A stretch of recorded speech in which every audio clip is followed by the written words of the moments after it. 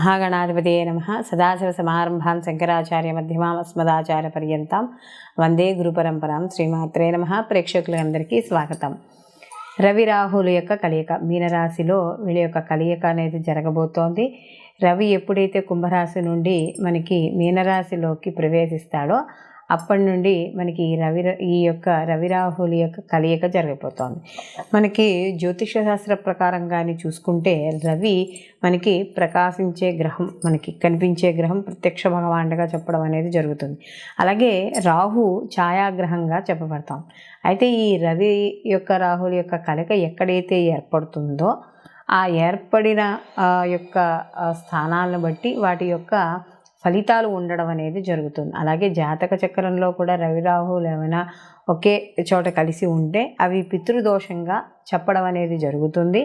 అక్కడ కూడా మనకి కాస్త ఈ రవి రాహువుల యొక్క కలయిక వల్ల ఎలా ఉంటుందంటే రెండు విరుద్ధ గ్రహాలు ఒకరికి పడదు, శత్రుగ్రహాలుగా చెప్పడం అనేది జరుగుతుంది. అందులోనూ ఎప్పుడైతే రవి రాహువులు ఒకే చోట చేరతారో రవి బలాన్నంతా కూడా రాహు తీసుకోవడం అనేది జరుగుతుంది. కాబట్టి అక్కడ రవి శుభస్థానంలో ఉన్న ఆయన ఇచ్చే ఫలితాలు అంత అంటే 100% ఆయన శుభ ఫలితాలను ఇవ్వడానికి ఆస్కారం అనేది ఉండదు.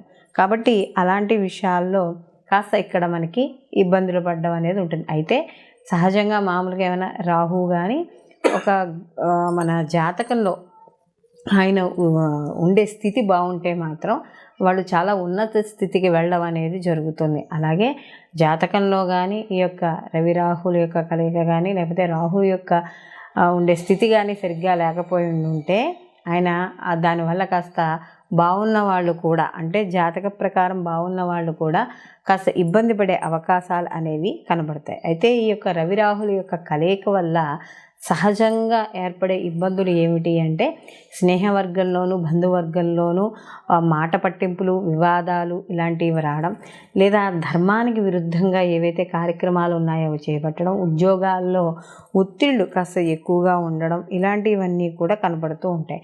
అలాగే మనకి రాహు మాయాకారకుడు. అలాగే ఇక్కడ మనకి జూదరి, ధర్మబద్ధమైన కార్యక్రమాలు ఏమున్నాయో దానికి వ్యతిరేకంగా ఉండేవాడు, ఇలాంటివన్నీ కూడా అంటే మనకి బ్లాక్ మ్యాజిక్ ఇలాంటివి చెప్తూ ఉంటాం కదా, వీటన్నింటికీ కూడా ఈ యొక్క రాహు కారకుడుగా చెప్పడం అనేది జరుగుతుంది. కాబట్టి అలాంటి రాహు అలాగే ఈ రవి ఇద్దరూ కలిసి ఉండడం వల్ల ఈ ప్రస్తుతం ఉన్న గోచార ప్రకారం కానీ చేసుకుంటే కొంత అంటే దీంట్లో ఉన్న ఉండే స్థానాన్ని బట్టి, భావాన్ని బట్టి కొంతమందికి అనుకూలమైన ఫలితాలు అవి కూడా చాలా తక్కువగా ఉండడం, ప్రతికూల ఫలితాలు కాస్త ఉండడం, ఈ రెండూ కూడా ఉండడం అనేది జరుగుతుంది. అలాగే ఇక్కడ రవి రాహువులు ఎప్పుడైతే ఒక రాశిలో కలిసి ఉంటారో జన్మతః అది పితృదోషంగా పరిగణించడం అనేది జరుగుతుంది.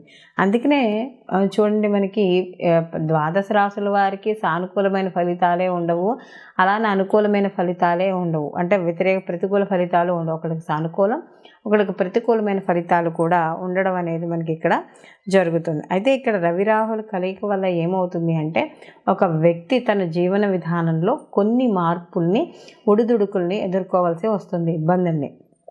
అవి కాస్త వృత్తిలో కావచ్చు, వ్యాపారంలో కావచ్చు, లేకపోతే మనకి ఏదైనా వాళ్ళు చేసే అండ్ ఆన్లైన్ బిజినెస్ ఏవైనా సరే వాళ్ళు బిజినెస్ రూపంలో కావచ్చు కొంత ఇబ్బంది పడడం, లేదా కుటుంబంలో ఇబ్బంది పడడం, ఇలాంటివన్నీ కూడా ఉంటాయి. కాబట్టి కాస్త సాధ్యమైనంత వరకు వివాదాలకి వాటికి దూరంగా ఉండడం అనేది ఎంతో ముఖ్యంగా చెప్పుకోవడం అనేది జరుగుతుంది. దీంతో పాటుగా ఈ రవి రాహులు ఉన్న స్థానాలను బట్టి కూడా కాస్త ఎలా అంటే భార్యాభర్తల విషయాల్లో కావచ్చు, ఇలాంటి విషయాల్లో కూడా ఇబ్బంది పడే సూచనలు, మనస్పర్ధలు, సంఘర్షణలు ఇలాంటివి కూడా ఇక్కడ మనకి ఏర్పడడం అనేది జరుగుతుంది.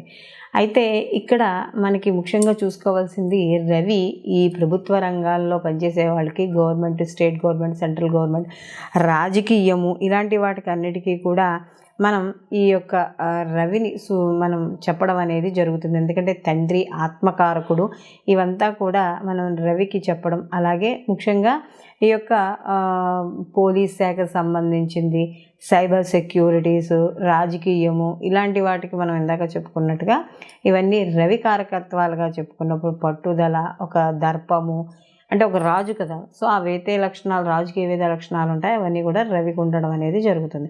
అలాగే రాహువు కూడా మనం చెప్పుకున్నట్టుగా భ్రమకారకుడు.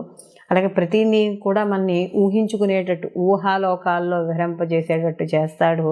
అలాగే మనకి ఈ యొక్క విదేశీయానము అంటే దూర ప్రాంతాలకు ప్రయాణాలు, ఇలాంటివన్నీ కూడా రాహు సూచించడం అనేది జరుగుతుంది. కాబట్టి ఇక్కడ మొత్తం మీద ఈ రవి రాహుల యొక్క కలయిక వల్ల ద్వాదశ రాశుల వారికి కూడా మనకి ఎటువంటి ఫలితాలు ఉంటాయి, ఏమిటి అలా అనే విషయాన్ని మనం ఇప్పుడు తెలుసుకుందాం. మీనరాశి. మీనరాశిలోకి పూర్వభద్ర 4వ పాదము, ఉత్తరాభద్ర 1, 2, 3, 4 పాదాలు, అలాగే రేవతి 1, 2, 3, 4 పాదాలు మనకి మీనరాశిలోకి రావడం అనేది జరుగుతుంది. మీనరాశికి రాశ్యాధిపతి వచ్చి గురువు. ఈ రాశ్యాధిపతి వచ్చి ద్వితీయ స్థానంలో సంచారం చేయడం. అయితే ఇక్కడ జన్మలో ఈ యొక్క రవి రాహుల యొక్క కలయిక, ఎప్పుడైతే జన్మలో ఈ యొక్క గ్రహాల యొక్క కలయిక ఏదైతే ఉందో దీనివల్ల కాస్త కొంచెం ఇబ్బందులు, ఆకస్మిక ఇబ్బందులు లేదా ఆలోచనలు పరిపరి విధాలుగా మారడము, శిరోభారము అంటే తలకి సంబంధించిన ఇబ్బందులు, తనుస్థానం కాబట్టి ఒక స్థిరమైన అభిప్రాయం లేకపోవడం, ఇలాంటివన్నీ కూడా ఇక్కడ మనకి సూచించడం అనేది జరుగుతుంది. అలాగే ఇక్కడ ఈ యొక్క రవి బుద్ధిని మారుస్తూ ఉంటాడు. అంటే మనస్సు కదా, మనసుని ఎప్పటికప్పుడు మారుస్తూ ఉంటాడు.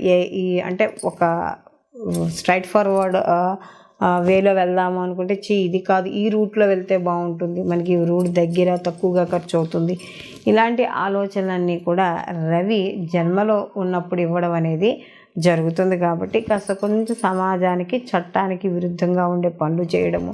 అందులో ఇక్కడ ఈ రవి తన శక్తిని రాహు ద్వారా కోల్పోతాడు. కాబట్టి కాస్త కొంత అంటే ఒక పీరియడ్ ఆఫ్ టైం కొంత ఆయన తన శక్తిని కోల్పోతూ ఉంటాడు. కాబట్టి ఆ సమయంలో ఏవైతే పనులు, పర్సనల్ పనులు ఉన్నా అవి చేసుకోవడం ద్వారా అవి ఆలస్యం అవ్వడం, అంటే మీరు సొంతంగా ఏదైతే పనులు మొదలు పెడుతున్నారో వాటిల్లో కొంచెం ఉండడం, ప్రతిదానికి కూడా హీటెడ్ ఆర్గ్యుమెంట్స్ జరగడం ఇంట్లోనూ, ఇలాంటివన్నీ కూడా జరిగే అవకాశం అనేది ఇక్కడ కనబడుతుంది. కాబట్టి ఇక్కడ ఈ మీనరాశి వాళ్ళు కూడా ఆరోగ్య విషయాల్లోనూ, కుటుంబంలో పెద్దవాళ్ళతో మాట్లాడేటప్పుడు ఇలాంటి విషయాల్లో కాస్త జాగ్రత్తగా ఉంటే మిగతా వాటిల్లో వీళ్ళకి అనుకూలంగా ఉండడం అనేది జరుగుతోంది. అలాగే వీళ్ళు మరిన్ని సానుకూలమైన ఫలితాలు పొందాలంటే ఏమిటి, ఏ పారాయణ చేయాలనేది మనం వీడియో చివరన తెలుసుకుందాం. ఈ రాశి వారు ఈ రవి రాహుల యొక్క ప్రభావాన్ని, అంటే మనకి ప్రతికూల ప్రభావాలున్నా, సానుకూల ఫలితాలు మనకి ప్రభావాలున్నా కూడా ప్రతిరోజు కూడా ఆదిత్య హృదయ పారాయణ చేసుకోవడం. ఎందుకంటే రవి తన బలాన్ని తను సంపాదించుకోవాలి. కాబట్టి ఈ యొక్క రవి బలాన్ని సంగ్రహిస్తాడు. కాబట్టి ప్రతిరోజు కూడా ఈ రాశివారు ఆదిత్య హృదయ పారాయణ చేసుకోవడం, అలాగే దుర్గా కవచం కానీ, దుర్గా పారాయణ కానీ, ఎందుకంటే రాహు యొక్క తీవ్రతను ఏదైతే ఉన్నాయో ఆ తీవ్రతను కూడా తట్టుకోవాలి.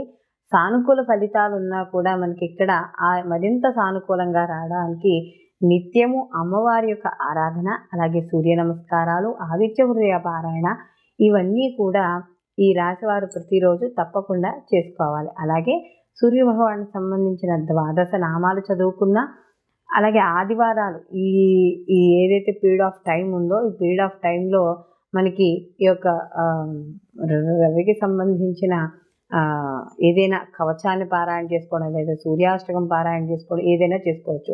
అలాగే ఆదివారం రోజు నియమాలు, అంటే సూర్యోదయానికి పూర్వమే లేవడం, అలాగే ఈరోజు తలంటుకోకుండా ఉత్తి చన్నీళ్లతో తలారా స్నానం చేయడం, ఆదివారం రోజు మాంసము మద్యము సేవించకుండా ఉండడం, ఈ యొక్క గోధుమలు నానబెట్టి గోవుకి తినిపించడం, రాహుకాలంలో వెళ్ళి ఆదివారం నాడు రాహుకాలంలో 4:30 to 6 మధ్య రాహుకాలం ఉంటుంది. కాబట్టి ఈ రాహుకాలంలో ఈ గోధుమలు కాస్త ఆవుకు తినిపించడం, ఇలాంటివి చేయడం ద్వారా ఈ రవి రాహుల కలయిక ఇక్కడ ఏదైతే ఉందో దాని నుండి వచ్చే ఫలితాలు, అంటే వ్యతిరేక ఫలితాలు ఏమైనా ఉంటే అవన్నీ కూడా కాస్త తగ్గుముఖం పట్టడం అనేది జరుగుతుంది. సర్వే జనా సుఖినో భవంతు, లోకా సమస్తా సుఖినో భవంతు.